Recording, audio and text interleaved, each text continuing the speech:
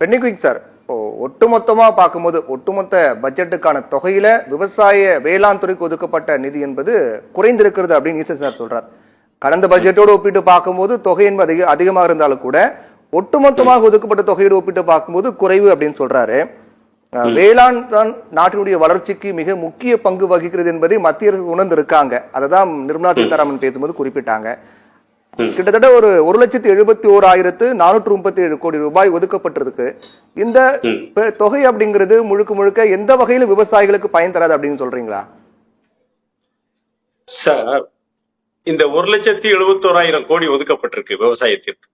வெளியிருந்து பார்க்கும் போது பூதாகாரமா தெரியுது. ஏப்பா எவ்வளவு பெரிய நிதியை ஒதுக்கி இருக்கான் விவசாயத்துக்கு அப்படின்னு பார்க்கும்போது ஒரு அதிர்ச்சி ஆயிரும் சிலருக்கெல்லாம். என்னடா பார்த்தா விவசாயத்திற்கு இவ்வளவு பெரிய பட்ஜெட்டை கொண்டு வந்து சேர்த்திருக்கிறாங்களே அப்படின்னு நம்ம பார்ப்போம். ஆனா என்னைய பொறுத்தளவுக்கு இந்த 1,00,000 நான் ஒரு விவசாயி, சிறு விவசாயி. இந்த 1,71,000 கோடியில எனக்கு கடை கோடியில இருக்கக்கூடிய எனக்கு சேர்றது ஜீரோவா தான் இருக்கு. சரிங்களா? இந்த 6,000 ரூபாய் பிரதமர் கொடுக்கிறார் ஒரு ஆண்டு ஒன்றிற்கு. அந்த 6,000 ரூபாய் வேணா நான் வாங்கலாமே தவிர அதை தாண்டி இந்த நிதிநிலை அறிக்கையில ஒதுக்கக்கூடிய இந்த பணம் எனக்கு சேருதா அப்படிங்கிற வெளிப்படை தன்மையோடு இதை நாம் விவாதித்தோம் என்று சொன்னால் எனக்கு சேர்வது ஜீரோ. சிறு குறு நடுத்தர தொழில்களுக்கு உத்தரவாதத்துடனான கடன் 5 கோடியிலிருந்து 10 கோடி வரை அதிகரிக்கப்பட்டிருக்குங்கிறாங்க.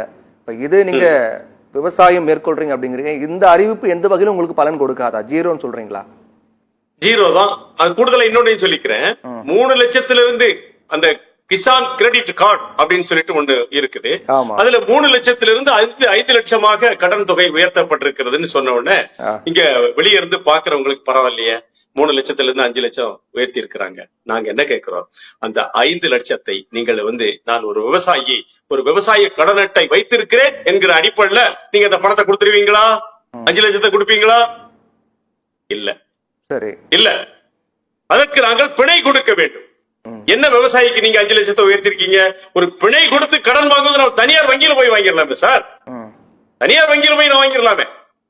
நீங்க கடன் அட்டையை கொடுத்துட்டு என்ன செய்றீங்க? 5 லட்சம் வேணுமா?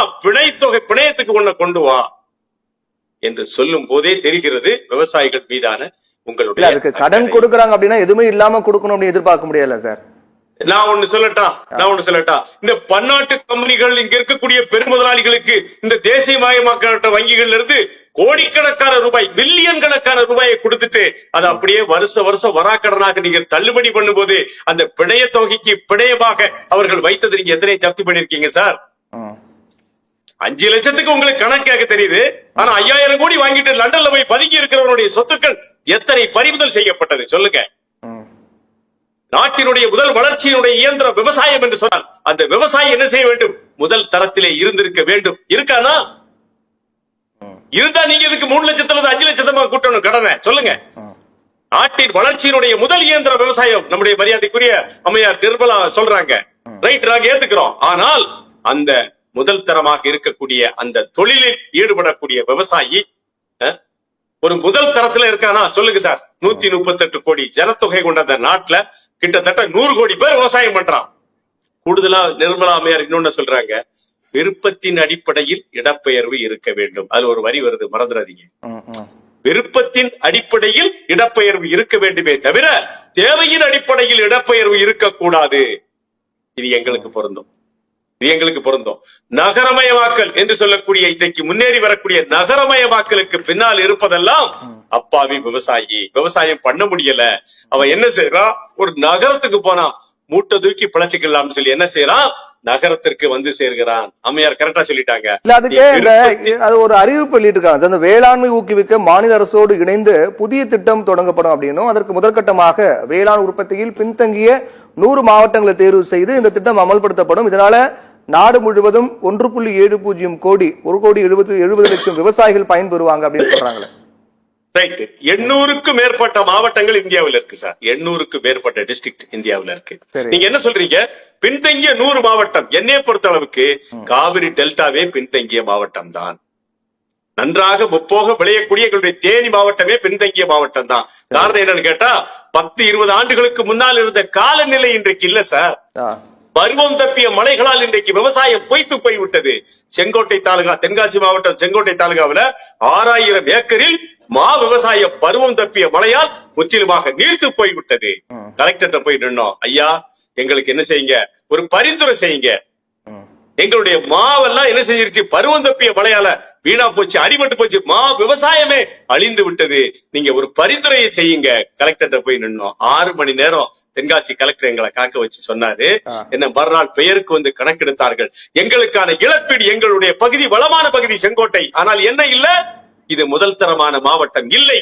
காரணம் பருவம் தப்பிய மழையும் இயற்கை பேரிடரும் யார பாதிக்குதோ இல்லையோ தெரியல சார், விவசாயிகளை நேரடியாக பாதிக்கிறது. அதற்கு இந்த பட்ஜெட்ல என்ன சொன்னீங்க? இயற்கை பேரிடரால் பாதிக்கப்படக்கூடிய விவசாயிக்கு இந்த பட்ஜெட் என்ன கொடுத்திருக்கு சொல்லுங்க. 100 மாவட்டத்தை தேர்ந்தெடுப்போம்னு சொல்றீங்க. நான் சொல்றேன், முப்போக விளையக்கூடிய தேனி மாவட்டம் கம்ம வெள்ளத்தாக்கு பாதிக்கப்படக்கூடிய பகுதியாக இருக்கும்போது நீங்க எங்க போயிருக்கீங்க? ராமநாதபுரத்தை தேர்ந்தெடுப்பீங்களா நீங்க? சொல்லுங்க.